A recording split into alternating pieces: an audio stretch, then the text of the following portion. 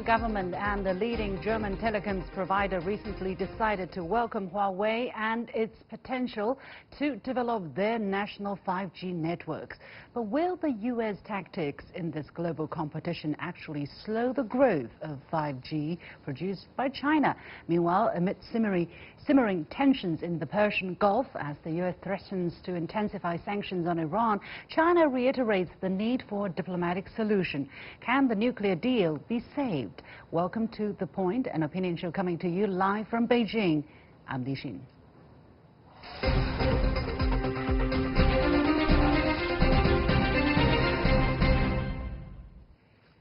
With or without Huawei? That's the question. For months, the U.S. has pressured allies to not do business with the Chinese telecoms giant, alleging, without evidence, that Huawei is, quote, a national security risk. Still, Huawei is winning over new partners. On December the 30th, India announced that it will allow all players to participate in 5G trials this year, including Huawei. This follows the announcement by German provider Telefonica Deutschland that Huawei will help build its next-generation 5G network.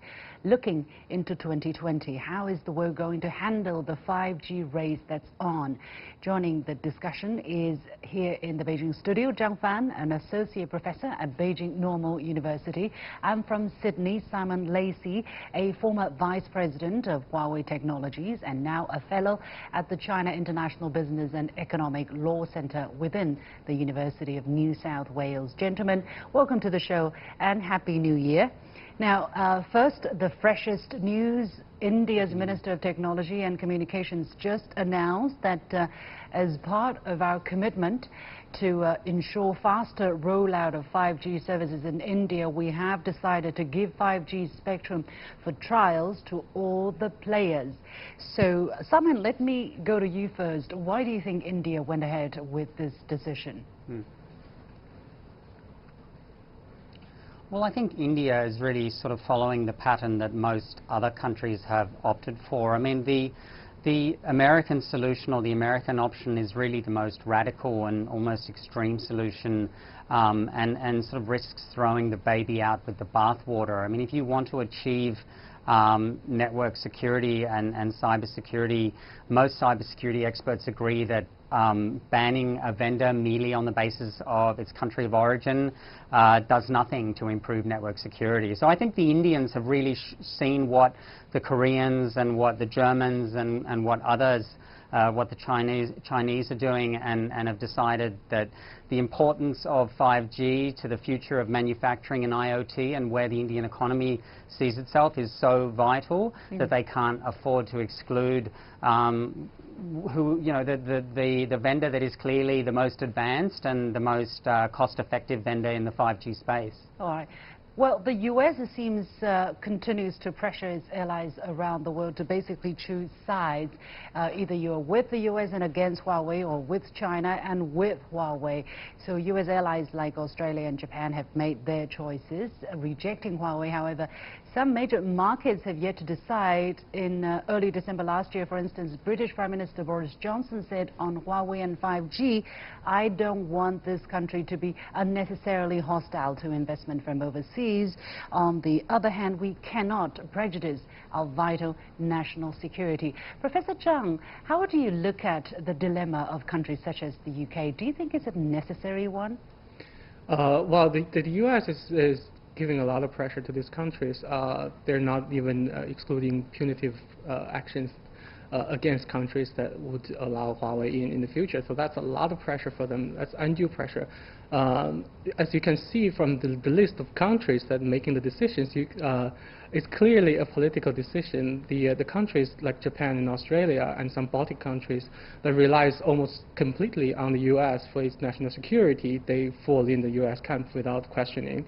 And then the larger European countries that have their own national security policies, they sort of sway in the middle, trying to find a way to incorporate Huawei technology and cost effectiveness without angering the U.S. or jeopardizing their own national security. So.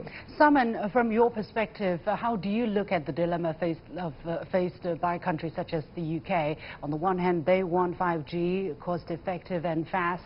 On the other hand, they also have to worry about their national security, despite the fact that no evidence had been found by anybody so far.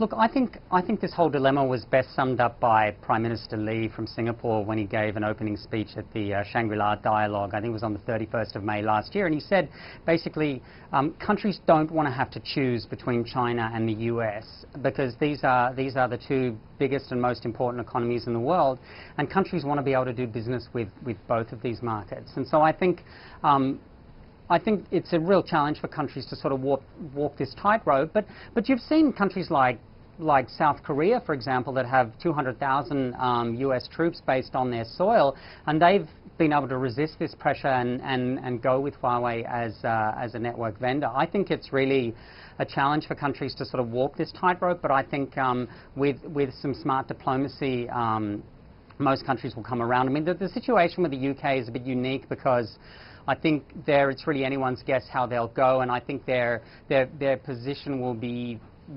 formulated sort of post-Brexit and how they sort of align their relationships on trade and investment. But you have to remember the UK has a long history of working with Huawei, and it was in the UK that the first Huawei Cyber Security Evaluation Centre was set up, and that's had almost a decade of very successful results now. UK operators have been working with Huawei for many years now, very happy with the results, and they trust Huawei. And so that will also be a deciding factor as to what the operators need and what the requirements are from the operators from a technical and also from a financial position, right? Maybe that's why it's more of a headache for the British policymakers. But let's go to Germany, because despite Telefonica Deutschland's decision, the German government has yet to formally decide whether or not to work with Huawei. Observers say that the coming German decision is very likely to have a ripple effect across Europe. So, Professor Zhang, to what extent could decisions by major markets like Germany's affect the future layout of the 5G map? I would think it would be quite important because Germany has a more objective attitude towards the whole thing. Their policy, they're trying to do a regulation and technology-based solution to this whole thing, sort of signing no spy agreements and that sort of things. So whatever they do can potentially be ported into other markets.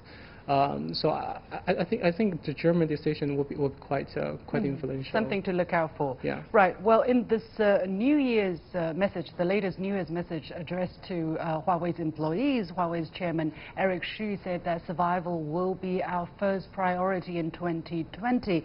A bit more details. According to Huawei, in 2019, its total estimated sales revenues for the year are expected to be nearly 122 billion US dollars. That's already an impressive number, given that it would be 18% more than that of 2018. However, it's just a couple of billions short of its estimations. By the way, Huawei also had 50 more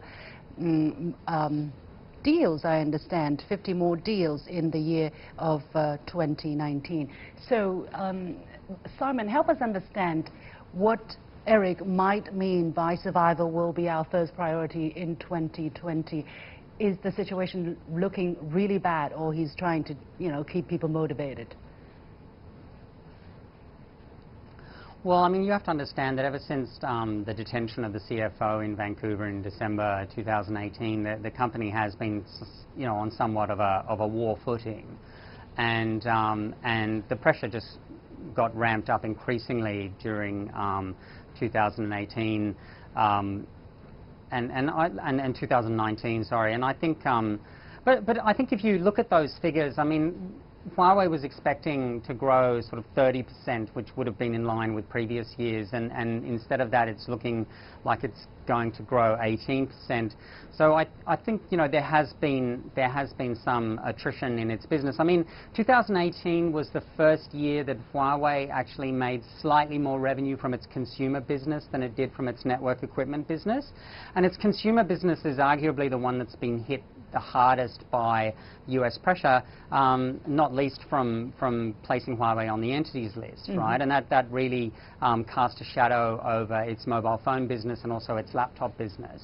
I think the important thing to realize is that the 5G business has maintained a lot of momentum. The last figure I read was something like 60 5G contracts were concluded in 2019. Right. And that's because Huawei is just so far ahead of the competition in terms of providing end-to-end solutions and also being much more cost-effective than its rivals.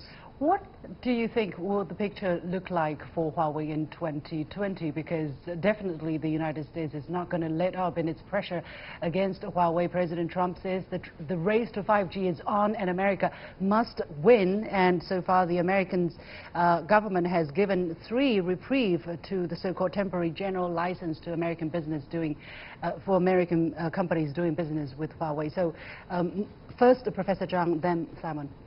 Right, so the U.S. is going to keep the pressure on, but in 2020, I think things will start to turn around for Huawei, because this is a lot of countries like China has already had the network set up, so Huawei and the competitor network will start to show their performance, and if Huawei is really as good as they claim it to be, which I believe them, you know, they will have a scorecard that they can use to show people, and then the pressure will come off a bit, hopefully. All right, Simon, your take on the situation in 2020 for Huawei?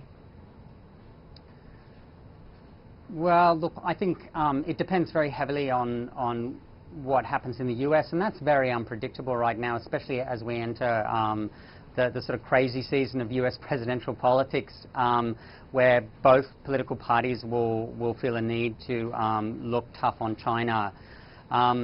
So look, I think it's very hard to call, but I think as Huawei rolls out more and more 5G networks and its track record is further strengthened and burnished, then the case that it represents a national security risk will get weaker and weaker.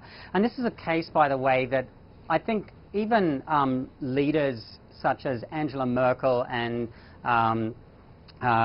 former British Prime Minister Theresa May. Sorry, help me with the name. Theresa May, thank you. And even Trump himself have supposedly been shown all the evidence, and even they aren't convinced that Huawei is such a national security risk that it needs to be excluded completely. And the reason why I say that in the case of Trump is because he continues to hold out the possibility of giving Huawei a reprieve as a possible concession in a trade deal. So even Trump doesn't seem to be convinced by the so-called evidence that's been presented by his national security people. All right, we have to keep a close watch on the situation, and many thanks to Zhang Fan here in Beijing, an associate professor at Beijing Normal University, and many thanks to Simon Lacey, a former vice president of Huawei Technologies, joining us from Sydney.